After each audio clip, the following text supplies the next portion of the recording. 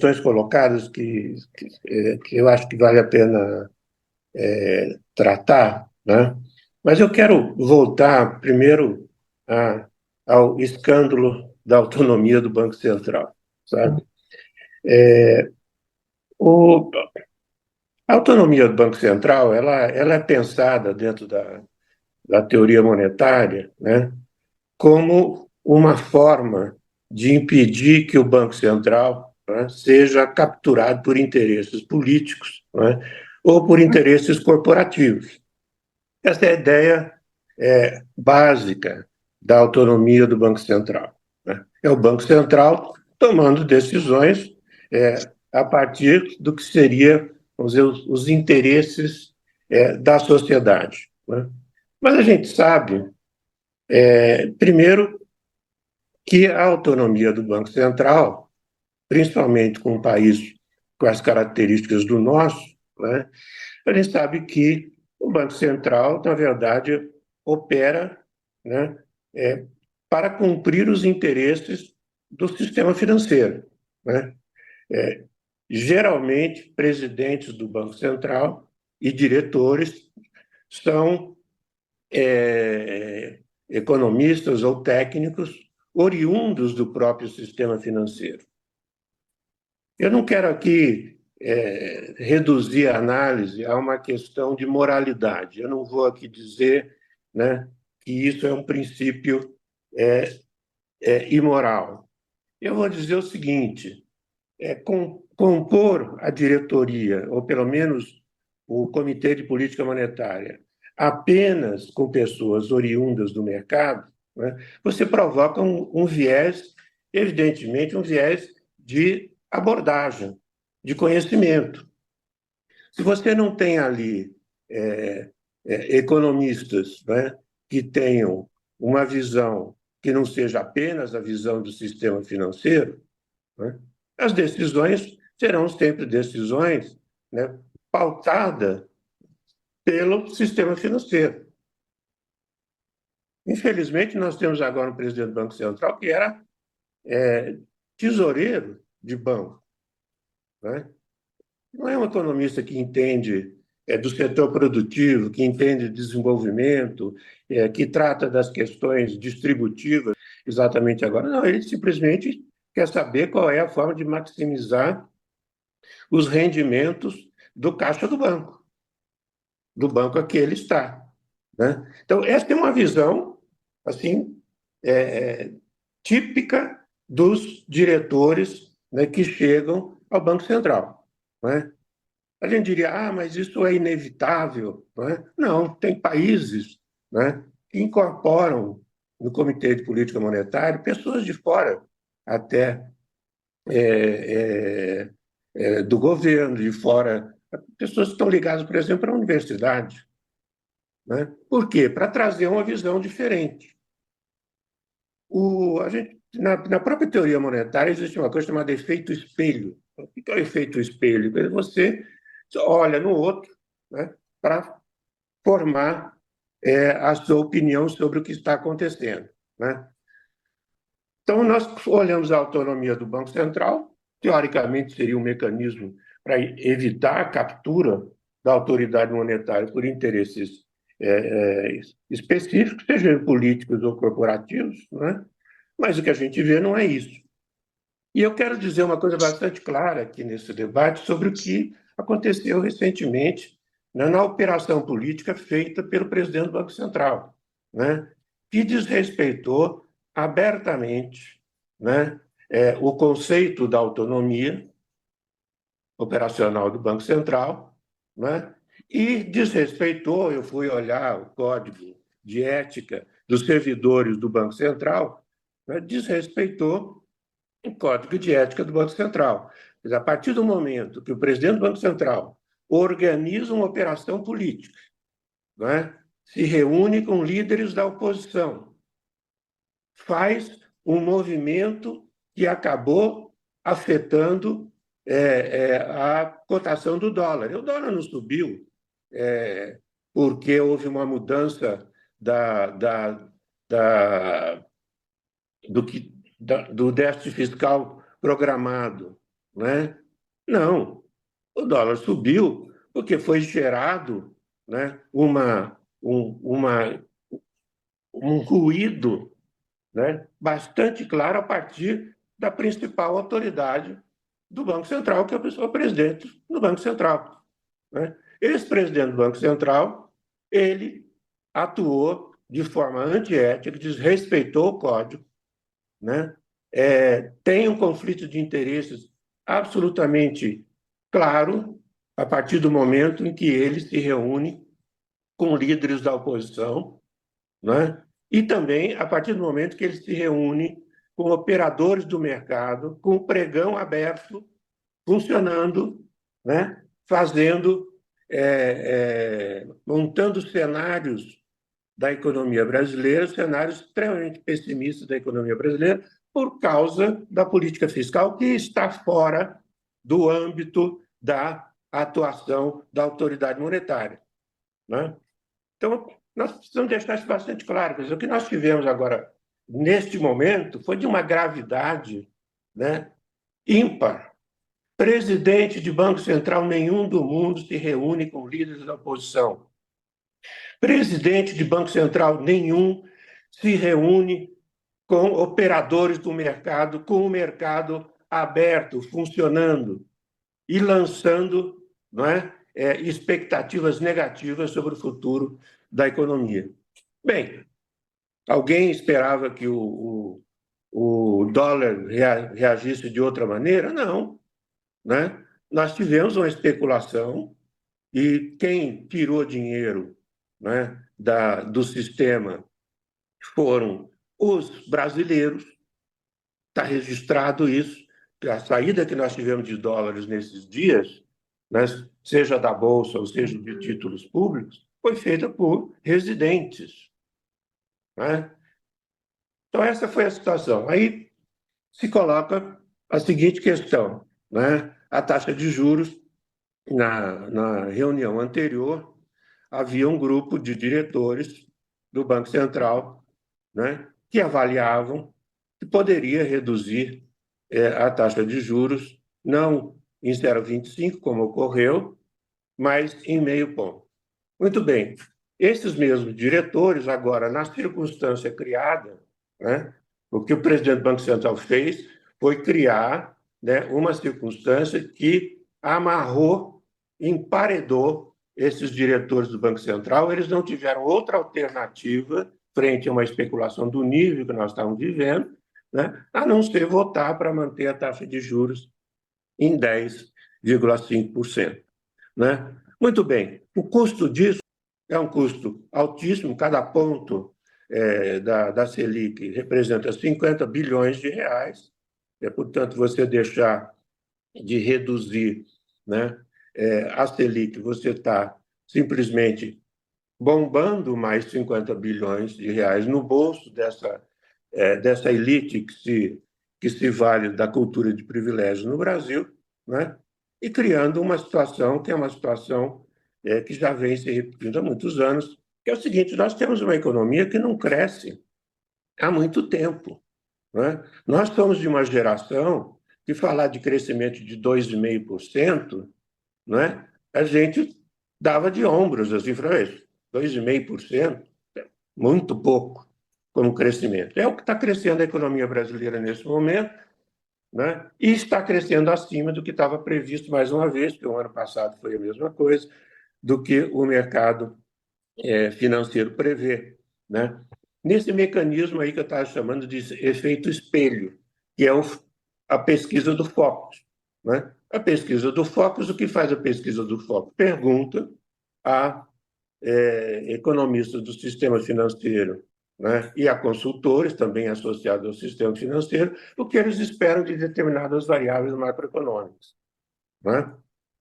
Bem, eles formam a expectativa, né, que deveria orientar a política monetária, mas formam de uma forma viesada, evidentemente. Né? E nós temos que olhar isso sempre com muita desconfiança. Eu vou aqui contar algumas histórias de por que deve-se ter muita desconfiança em relação a esses mecanismos. Né? Eu me lembro provavelmente vocês também se lembram da crise.com, né? Nós tivemos lá no início do ano 2000, né? As auditorias, naquele momento, essas grandes auditorias, né, falsificaram balanços de empresas naquele momento, né? Um mecanismo entendido como um mecanismo de autorregulação do mercado, como as auditorias faziam parte, né, falsificaram, né, os balanços de empresas, ou seja, aceitaram balanços falsificados, né? Bem, não muito tempo depois, alguns anos depois, nós vamos encontrar o quê? Nós vamos encontrar a crise do Lehman Brothers. A crise do Lehman Brothers, né? Aí foi assim a conspiração total, né? Porque agências de classificação de risco classificavam títulos podres, né? De subprime, o famoso subprime, né? E aquilo ali era reempacotado, recolocado no mercado com classificação de risco AAA, ou seja, sem nenhum risco, né? Bem, chegamos ao que chegou. Aquilo era usado como garantias de todos os tipos, garantias de nada, né? Você estava dando garantia que não valia coisa nenhuma, né? Mais uma vez, esses mecanismos, né, de autorregulação do mercado falharam de forma brutal. Alguns anos depois, né, não muitos anos depois, acho que foi 2011, houve a vergonhosa manipulação da LIBOR. A LIBOR, né, era indexador de 300 trilhões de dólares de ativo. E os grandes bancos operaram para falsificar a formação da LIBOR.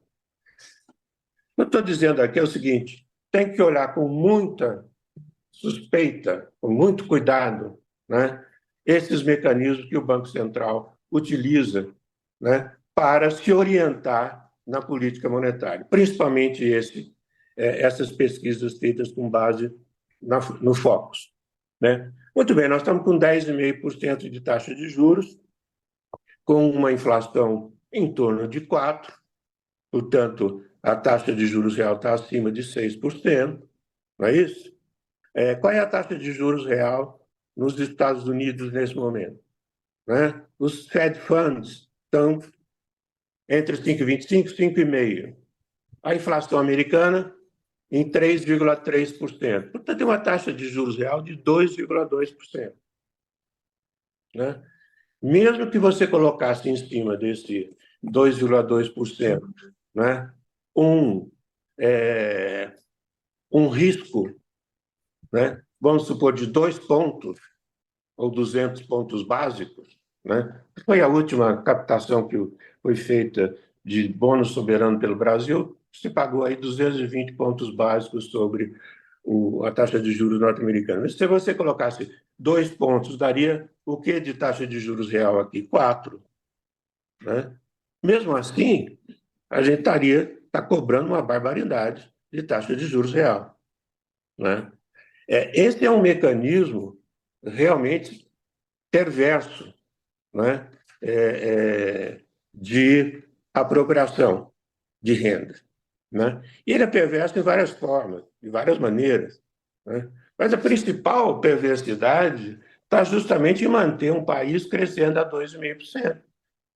Né? Nós temos uma taxa de desemprego que é de 7,9%, na sua definição mais restrita. Na sua definição mais ampla, chega a 17%. Né? Se nós formos olhar os jovens, a taxa de desemprego dos jovens chega a 30%. Como que alguém pode dizer que nós temos um mercado de trabalho aquecido e que corre o risco de pressionar a inflação brasileira? Não é? Que diabo de cálculo é esse de PIB potencial, que é uma coisa absolutamente ridícula, né? Dizer que o PIB potencial brasileiro é de 3%, né? Que é um cálculo assim absurdo, na verdade, quando você vai olhar como ele é feito, principalmente ele é feito com base em filtros de tendência, que faz nada mais do que verificar o crescimento passado, né? Sem as flutuações, sem as sazonalidades, etc., e projetar para o futuro. Ora, mas isso é completamente tautológico. Você não vai sair nunca da situação que nós estamos nesse momento se você calcula o PIB potencial em 3% e diz assim, olha, porque é isso que o Banco Central diz. Ele diz que nós estamos muito próximo do PIB potencial, porque o PIB potencial para isso é de 3%. Está fechando o hiato do produto, essa é a linguagem técnica. E hiato de produto? Você cria uma situação que é um círculo vicioso, porque como é que você supera, faz crescer o PIB potencial? Aumentando investimento. É assim que você faz crescer o PIB potencial. Como que você aumenta investimento numa economia com a taxa de juros real, né, de 6,5% na base da pirâmide de juros? É na base da pirâmide. Eu estou vendo aqui a taxa de juros de longo prazo do BNDES, que é um estímulo, né? É IPCA mais 5,9%. Ou seja, a taxa de juros real que está na taxa de longo prazo do BNDES é de 6%, né? E isso é considerado um estímulo. Por que é considerado um estímulo? Porque se você vai no mercado captar recursos, você vai pagar pelo menos 25% ao ano, não é? Essa é a grande armadilha que nós temos, né? É a armadilha de... bem, nós temos aqui a nova Indústria Brasil, né, que é a política industrial brasileira, né? Qual é o problema da nova Indústria Brasil, né? Tudo que depende do poder de compra do Estado, e tem várias missões ali que dependem do poder de compra do Estado, a gente pode ficar um pouco otimista, inclusive porque o Ministério da Fazenda tratou de diminuir, né, o valor de déficit ou de superávit, no caso eram superávites primários esperados, né, de meio, 0,5% do PIB, e lá na frente, em 2027, já estaria em 1% do PIB, etc.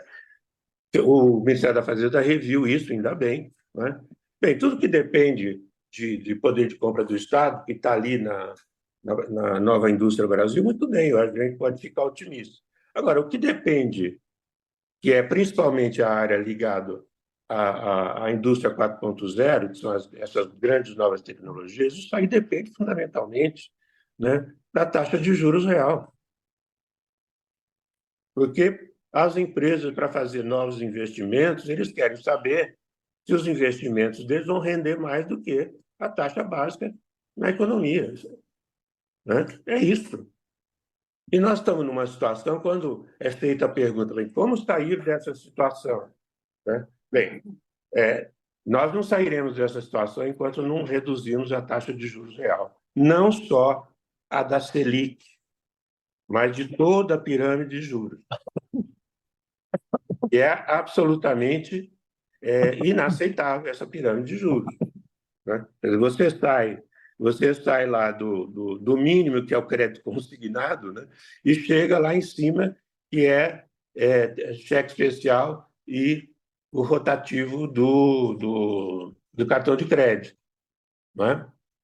Bem, a pergunta do milhão aqui, bem, como sair disso, né? Isso é uma questão absolutamente política. É tão política que o próprio presidente do Banco Central fez o trabalho dele para defender os interesses rentistas, né, usando mecanismos políticos, né? Ele deveria ser, né, processado, e eu acredito que o Partido dos Trabalhadores está processando ele por causa disso, né? Mas não só isso, processado só porque mexeu na questão do Código de Ética do Banco Central, mas também porque atuou, né, afetando o funcionamento dos mercados. Em favor de quem? Em favor de quem estava especulando com dólar e em favor, evidentemente, daqueles que não queriam a redução da taxa de juros, né? Então, quando nós falamos como mudar isso, bem, a política é absolutamente fundamental, né? E aí é que a coisa complica, né? Complica, porque o que nós precisaríamos, né, para mudar esse panorama, né? Nós precisamos atuar em todos esses mecanismos que implicam em vazamento, né, de renda para fora do circuito produtivo, que é o que nós temos hoje. É vazamento de renda, né? É renda indo para a ciranda financeira. Essa ciranda financeira, 790 bilhões de reais de pagamento de juros, né? Isso aí volta para as cirandas, simplesmente. Você tem um déficit nominal, né, de 7%, a grande parte desse déficit, né, hoje está em 8 e pouco, grande parte é em função justamente do pagamento desses juros, né, que é neutralizado, né, esterilizado nesse circuito financeiro, né. Eu também não tenho ideia de quanto disso retorna para a economia produtiva. Se é 10%, se é 15%, não sei, né? Não conheço nenhum estudo que faça um cálculo razoável disso, né? Mas o fato, né, é que grande parte sai, né, é esterilizado nesse circuito. Portanto, não estimula nem consumo, nem investimento, nem mudança tecnológica, né? Essa é a situação que nós estamos vivendo. Eu acredito realmente, né, que não existe outra forma de romper esse circuito, né, que não seja o de fazer o tensionamento político em cima dessas elites que vivem nessa cultura do privilégio. Ou seja, tem que cobrar lá os dividendos, que não. Essa coisa da Petrobras, por exemplo, eu acho um exemplo muito bom, né?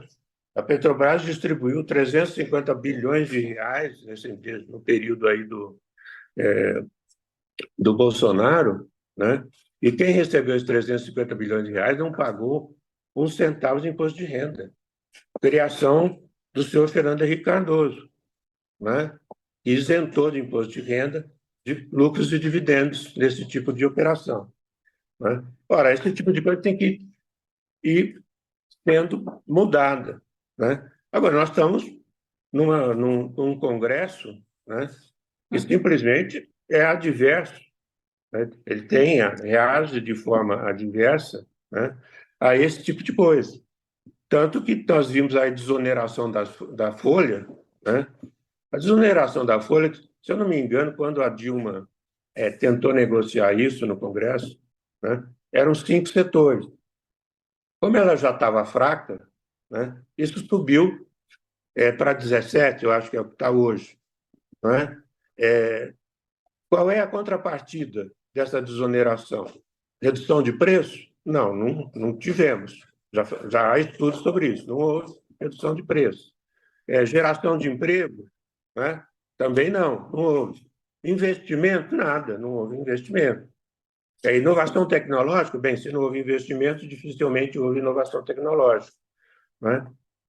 Então, a situação que nós temos hoje sim, nós precisamos tributar, né, esses bilionários, né, para poder equilibrar, voltar a ter o mínimo de capacidade de gerir a economia em direção ao crescimento. Caso contrário, nós iremos ao amargo fim, porque esse comportamento dessa elite nossa é completamente predatório, né? Isso aí vai corroendo a economia, e chega um momento que nem eles vão ganhar dinheiro, né? Mas como são muito ricos, né, eles suportam, mas quem não suporta somos nós, né? Que são os que vivem do emprego, do salário, né? Que pagam imposto de renda na fonte, né? Então, voltando à questão aí básica do Banco Central, poderia reduzir mais a taxa de juros? Pode, né? É, pode, pode ser feito assim abruptamente? Não, não pode. Não pode ser feito abruptamente, mas pode ser sendo feito de forma gradual, né? E ir verificando o que vai ocorrendo na economia, né? Um dos problemas que nós tivemos lá naquele período da Dilma, vocês lembram que ela reduziu a taxa de juros, né? Mas reduziu de forma muito rápida, né? Isso acabou afetando o mercado de câmbio e gerou uma situação que foi uma situação extremamente difícil na economia brasileira, né? Não vou entrar nos detalhes daquele período, né? Mas eu diria que foi uma redução de taxa de juros mal feita naquele momento, né? Eu não também reduzir taxa de juros não é sair de forma atabalhoada, né, derrubando a taxa de juros, porque esse animal viciado em juros, né, também tem problemas quando você reduz muito rápido, né? Então é uma questão aí de vamos ver como vai ser a nova diretoria do Banco Central a partir de dezembro, viu? Não é dezembro do ano que vem, não, viu? É dezembro desse ano. Vai mudar agora, em dezembro desse ano, né? Vamos ver como que vai ser feito isso, né? Como que vão operar no mercado futuro de juros, né? Porque aqui agora parece que dizem que não se pode afetar a taxa de juros no mercado futuro, como diz o presidente do Banco Central, né? Pode, ué. É feito em outros países, né? O meu Banco Central opera nas taxas longas também, não só nas curtas, né? Vamos ver como vai ser operado o câmbio, né? O que o Banco Central fez agora, nesse período aí que o dólar subiu de 5 para quase 5,50, né? Eu não vi nenhuma emissão de swaps cambiais, por exemplo, né? Não vi nenhum uso de reservas, nada, não foi feito nada, simplesmente deixou subir, que era o que ele estava querendo, criar a saia justa geral para manter a taxa de juros no nível de 10,5%, né? E pressionar os diretores que estavam discordando da trajetória, né? No sentido de votar de forma unânime, né, na manutenção da taxa de juros de 10,5%. Foi uma operação política, é um escândalo, né, e a gente tem que denunciar isso de forma bastante clara e em alto bom som.